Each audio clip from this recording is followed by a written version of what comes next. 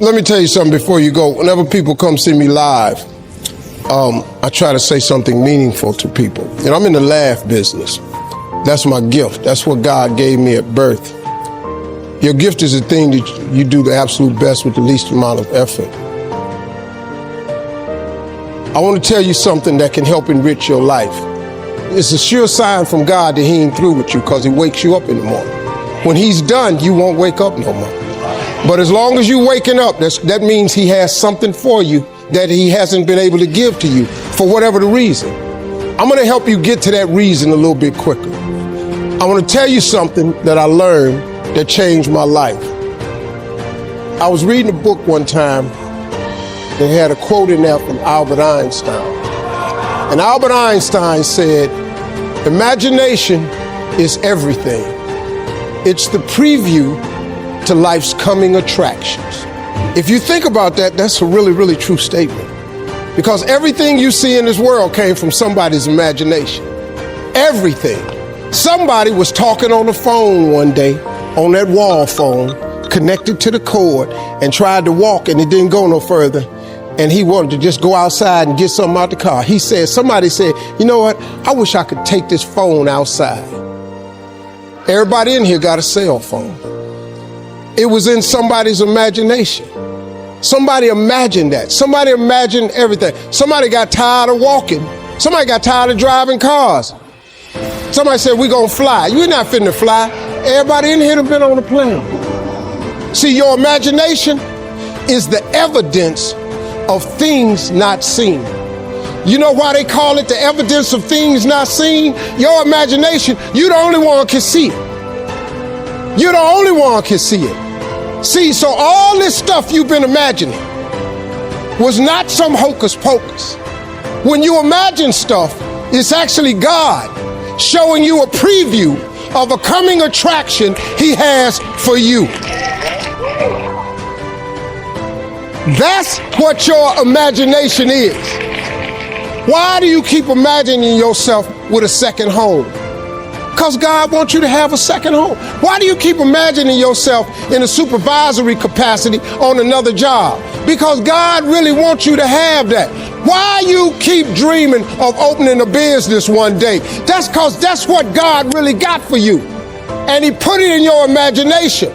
The problem with your imagination, though, is you tell it to the wrong people. If you want to kill a big dream, tell it to a small-minded person.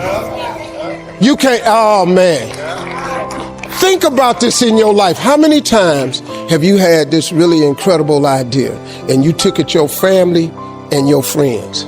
You shared it with them and they shot it down. You know why they shot it down? Because they couldn't see it. Because God didn't put it in their imagination. He put it in yours. It was your evidence of things not seen. See, all this stuff you've been imagining, you ought to start working on it. Because that's what God really got for you. Your real life is in your imagination. I'm here to tell you that. You think I'm here by accident? I'm here because he put this in my imagination when I was 10. When I was 10, he showed me I was going to be on TV. That's all I ever wanted. The assignment when I was in the 6th grade was everybody write their name on a piece of paper and write what you want to be. You know what I wrote on my paper? I want to be on TV. Now, the problem I had, though, was I used to suffer with a serious stuttering problem. I couldn't talk outside my house. I stuttered for years. I flunked out of school. I'm on my 3rd marriage. I lost everything I ever owned twice. I've been homeless and lived in a car for 3 years. But at 10, though, I wrote on a piece of paper, I want to be on TV. So the teacher went around the room and read everybody's paper.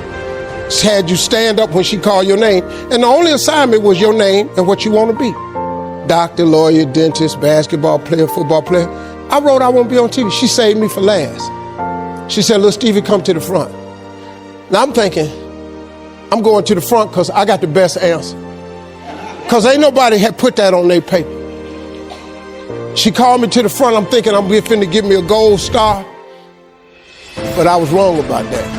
She called me to the front to humiliate me. First of all, you know I can't talk.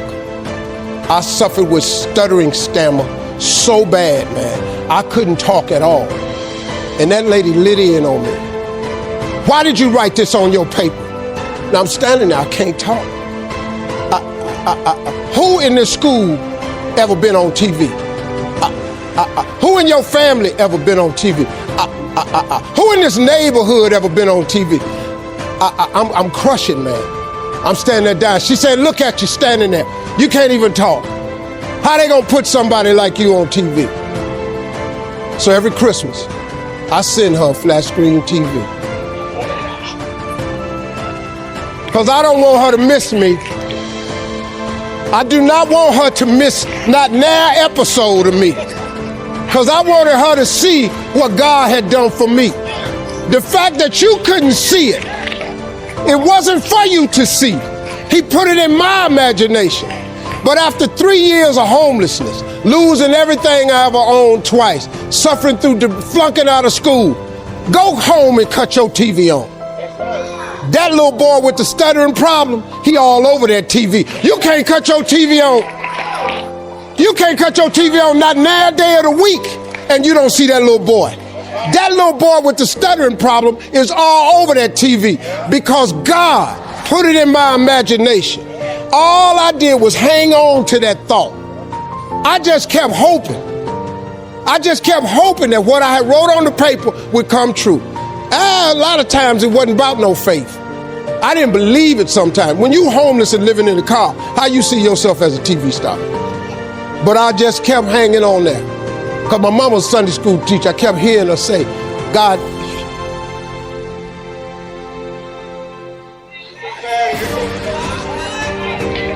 God didn't bring you this far to leave you. God didn't bring you this far to leave you. Why do you think he keeps waking you up? Because he got more for you. He got way more for you. He got plans for you. But he needs your faith. He just needs you to call on him. He needs you to dust off your imagination and just go for it. You got to try. Quit waking up thinking you ain't got no say-so in your life. You have a choice in this matter. You can't stop what happened to you, but you can doggone sure do something about what happened to you. Life is 10% what happened to you, is 90% what you do about it. Somebody in your family gonna die. Somebody in here gonna get fired. Somebody here gonna get an eviction notice. Somebody gonna get laid off. Somebody company gonna close. That's life. Somebody you love gonna break up with you. That's life. But what you gonna do about it though? Since it's gonna happen anyway.